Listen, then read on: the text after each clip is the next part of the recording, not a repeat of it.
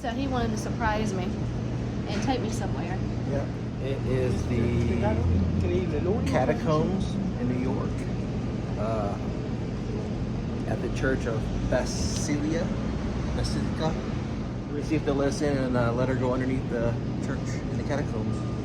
They usually have tours, but we'll see what happens. All right. Camera. Just turn the camera on.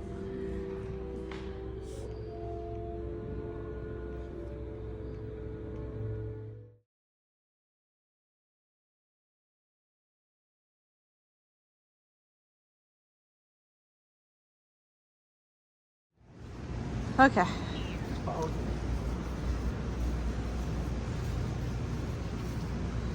Bell near. Sad. Okay.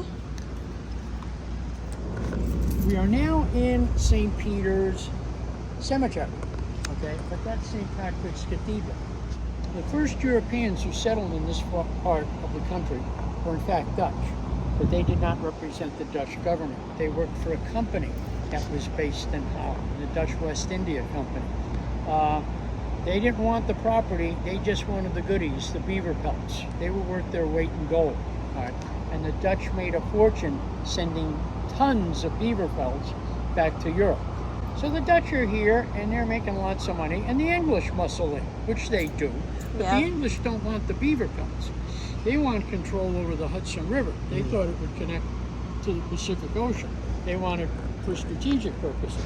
So the English come up to the Dutch and said, we're taking over. And the Dutch said, that's nice, can we stay here and do business? And they said, yeah, as long as you pay your taxes and swear allegiance to the king. Notice the priorities, give us the money first. But, and the Dutch said, okay. They paid their taxes, swore allegiance to the king, changed their names from Dutch names to English names, and bought everything they could lay their hands on, right? Because they knew that this was going to be the place to be, and they were right. Now, when the Dutch were running things, they really didn't care what religion you were. They were fairly tolerant. That changed when the English came over. They didn't like the Catholics, weren't too fond of the Jews, and they gave the Quakers a hard time when they showed up. So all of those people, they went to ground. Now, that changed completely when this became an independent country, right? Because when the English left and this became an independent country, the U.S. had something that no other country in the world had, and that was freedom of religion. And people think that the reason people came here was to make money. No, the primary was freedom of religion. And so persecuted people from all over the world started coming to New York. Now, this is not the first Catholic church in New York. The first Catholic church is St. Peter's down by Ground Zero. Catholics from all over the world were now coming to New York. And that congregation just blossomed, and their graveyard overflowed. And they had to buy property for a cemetery to bury their dead. They buy this property that's out in the boonies, the boondocks. This is farmland. When you walked into this land here, it's 1800. If I was to take away the headstones, the bodies have long since returned to nature. This is 1800 My farmland. thing keeps saying farm. This keeps saying farm. No, this isn't dirt. I mean, this is soil. Yeah. This is soil underneath this. This isn't fill, this is soil. All right. So now things are happening really fast. If you study the history of New York, nobody rested in peace once you were buried. They were always digging you up and reburying you, digging you up and reburying you. Why? Because real estate was worth a fortune. All right. Yeah. And that's what happened here, because there were so many Catholics in the city. The Vatican says, hey, you're now big enough to be a diocese. We're going to send you some money to start building your cathedral, and we're going to send you a bishop. And St. Peter said, oh, that's nice. We can build a cathedral, but we don't have any money to buy any land to put the cathedral on. So the decision was made to disinter all the people that were buried where the cathedral is and put them into two cemeteries, the north and south. Now, guess how many people are buried in these two cemeteries? Somewhere between 41 and 4,400 people. 40. Okay. Wow. All right. No. So, and most of them were buried in unmarked graves because they were poor Catholics. All right, now if you're a little nervous about walking on the graves of people, you already have. Yeah. All right. Now, if that makes you nervous, stay out of Washington Square Park because there's over 20,000 people buried underneath Washington Square Park. Right. I had it was a native New Yorker on my previous tour. She didn't know that. You can see this wall that goes around the perimeter here. All right. This dates to the gangs of New York period. All right. At one point, there were loopholes where you could point rifles and shoot at people or stab at them with spears. There was sectarian warfare going on. This was not put up as a decoration. It was actually put up as a fortification. Right. So that's how crazy it was down here. We haven't picked up anything angry or sad yet. Well, it said sad a while ago when we walked in. Oh, really? Yeah. Whereabouts? As soon as we walked in. Walk through the gate. Funny, because that's the Boyle. I just found out that there is a family named Boyle there. I don't think we're related, okay, because my father's, well, it's a long story. My father's side had been up in Pennsylvania since the French and Indian Wars. Those weren't immigrants, those were fugitives. Okay. Yeah. Right here, well, he's not here anymore. Okay, this is just a marker. This is where he was once buried. Oh. Okay. This is the former resting place of Pierre Toussaint. Now, Pierre was born a slave in Haiti, and he belonged to the Berard family, a very wealthy French family. Mr. Berard returned to Haiti to oversee his holdings, and he contracted a tropical disease and died. All right, and with the subsequent slave revolt, they lost all their holdings. All right. So the Berard family went from being very well-to-do to very poor in a short period of time. And the only person who could generate any funds for them was Pierre, because he was trained as a classical coiffurist. He did the fancy Marie Antoinette type of hair. And the only people who could afford that were the upper classes, the upper strata of the newly formed American society. He did the hair for the Hamiltons. He did the hair for the Burrs, who shot the Hamiltons. And he did the hair for these old Dutch names that you've never heard of, like the Bogardus family, who changed their name to Bogart. But Pierre, who's got the hair of the upper classes, now has the ear of the upper classes. And he's running interference for them. Basically he's saying, no, it doesn't matter if they're Spanish or French or Irish. The Irish are coming over. He says, their loyalty is not to the Pope in Rome. Their loyalty is to their new country. They will fight and die for this country. All right. And they're getting them a certain amount of acceptance. He's also making a lot of money. He's making so much money, he can buy his own freedom. But before he buys his freedom, he buys his sister's freedom, his niece's freedom, his wife's freedom, and then he buys his freedom. He stays in New York, and he's making tons of money, and he's giving it away almost as fast as he can make it. Depending on who, he builds an orphanage for freed black slaves. Right? And depending on who you talk to, 5 to 15% of the building, money to build that building came from one guy. Right? So he lives to the ripe old age of about 80 and was interred here and rested in peace until about 1990 when Cardinal O'Connor does the research on the man and says, you know what, this guy's done so many good deeds, he deserves the title Servant of God. All right, so they exhume him, and he is now under the main altar of St. Patrick's Cathedral.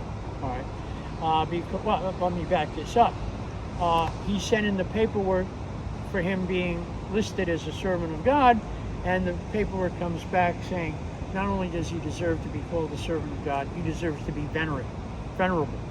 All right, which is one of your first 3 steps on your way to sainthood. First you're venerated, then you're beatified, then you're canonized. It's like being in the army, you get promotions, right? So once he was determined to be Venerable Pierre Toussaint, they moved him up there. Now that's a place that's reserved for bishops, archbishops, and cardinals. And he's the only guy up there who's a former slave who's on his way to sainthood, who in a couple of years might outrank them all. That's pretty cool. Yeah. Now watch where you're walking, because they move the headstones at that time. Starve. Lend. He lended money.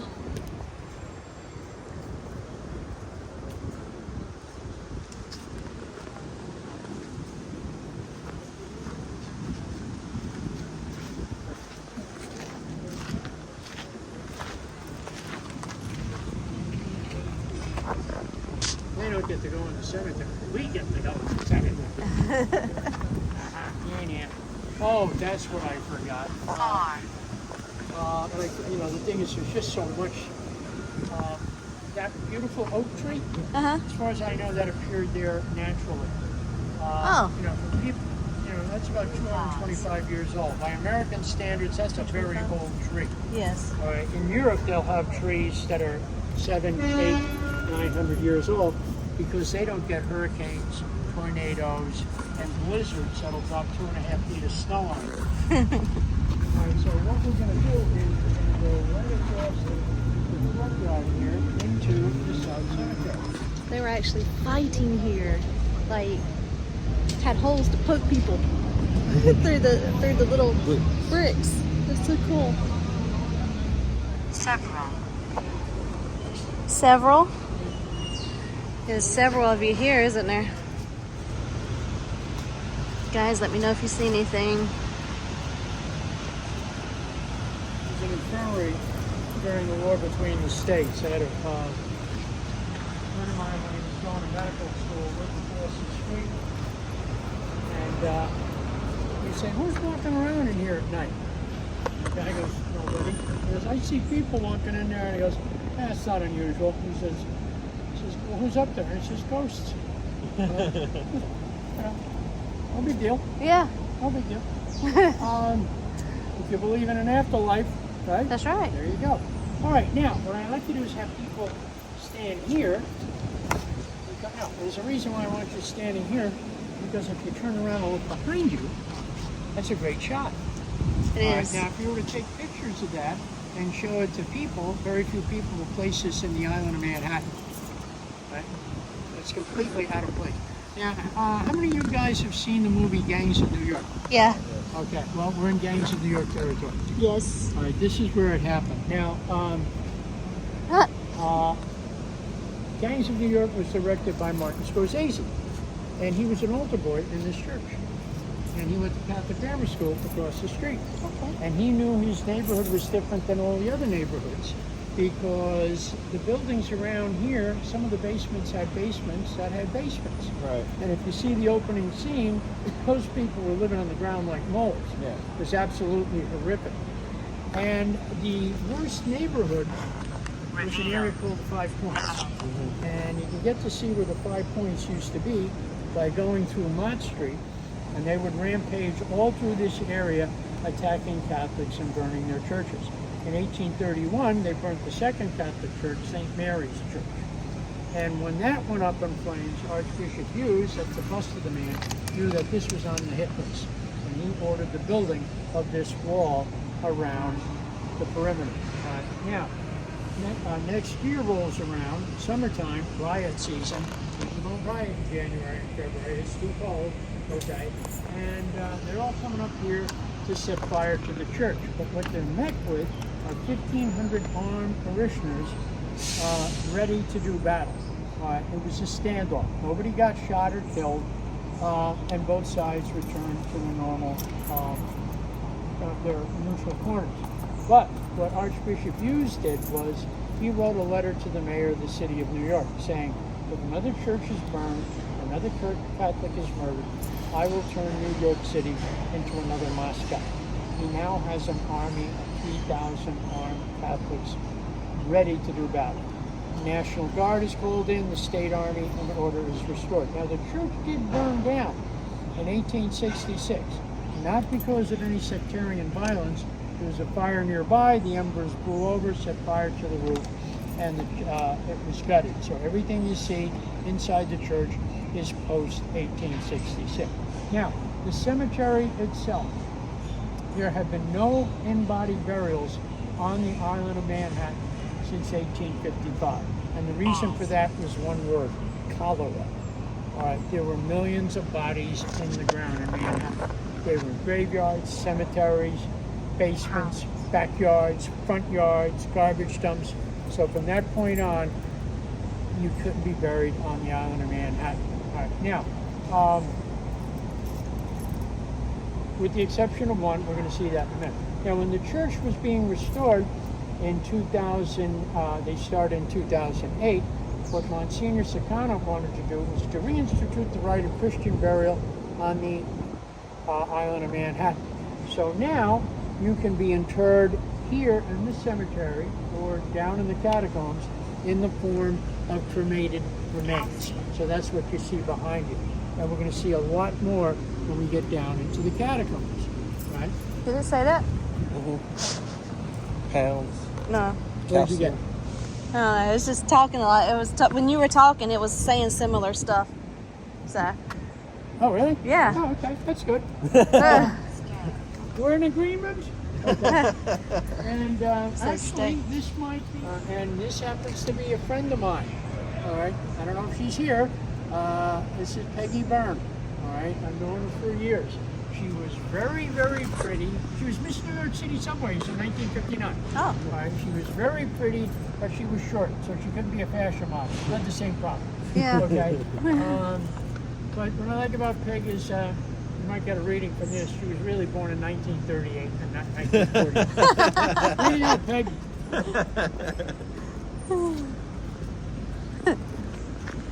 She says stay. You get anything out of that?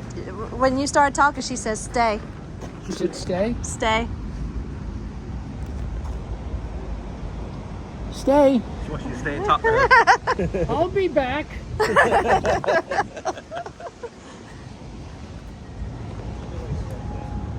See, people think when you die you don't have a sense of humor. Oh no, you're the same. Okay. They started the restoration. Monsignor Sakana didn't want the catacombs to be a dark and gloomy place like it is. What he wanted was a spiritual connection between the heavens and the earth. What he wanted was daylight admitted into the catacombs. All right, so what happened was for years there was just a diamond plate piece of steel covering that. And this was where the original doors for the formal entrance to the catacombs stood. So in a couple of minutes when we go into the catacombs, we're going to open up the front door and you're going to see the proverbial light at the end of the tunnel. Okay. You can see, well, we won't be there too long, so let's just go over. Angle window. Oh. See, I'm telling you. What happened? It said angle window. Angle what? Window. Window. There's your window. At an angle. Nice. So you're going to avoid saying angle window? Nice to know. All right, now, this is the crypt stone. I'm not standing on his grave, okay? This is the this is the crypt stone of the Reverend John Dubois, and he's the only archbishop in New York, not of Irish birth or descent, okay? And he's my favorite archbishop, historically. Reason why, he's sort of like the hard luck bishop. He's the Rodney Dangerfield of bishops. He never got the respect he deserved. All right. First off, he's ordained a priest in France right at the beginning of the French Revolution. Not the best time to be, right? And the man who actually gets him out of France is, of all people, Maximilian Robespierre. He's the head of the chopping department. He was a childhood friend. He basically did him a Brooklyn Solid. He probably said, look, that's the boat to Baltimore. Be on it. I don't know you. You don't know me. This never happened. Goodbye. Good luck. But off he goes, where he eventually ends up down here, right at the beginning of the gangs of New York period. Only now he's an older man. His health isn't good. He suffered this mild stroke. And he gets here and he says, oh, good, I'll be comfortable with my congregation of Catholics. Well, they're Catholics, all right, but they're Irish Catholics. And they don't fully accept this French-speaking priest. All right. So he's got that going on, plus the war, and he suffers another stroke. And he says, look, I can't handle this. He writes to Rome, and he gets help in the form of Archbishop Hughes. So the both of them co-bishop the city, and he manages to survive, you know, the wars and everything. So his health is failing fast, and he knows his days are numbered, so he starts working on his own funeral arrangements. Now, I don't know if he said it to Hughes, but he said it to somebody. He said, listen, when I pass away, I don't want to be buried in the North Cemetery. I don't want to be buried in the South Cemetery. I don't even want to be buried in the catacombs. You know where you can lay me to rest? Under the front steps. You walked all over me in life, now you can walk all over me in death. And I know how to say that in French. Il m'a marché dessous quand j'étais vivante. Maintenant, il m'a marché dessous quand je suis morte. Let's see if you got anything in French out of it. So he's buried here. He's right there. On the steps. That's what he wanted. He guilted him. Is what he did. All right. So, and then, did you get anything? No words that time? Well, when you were talking, when you first started talking, and you said, "I'm not standing on his grave," he said, "Maybe." So. Maybe, sorry about that. I said, that was all it said. Typical Frenchman.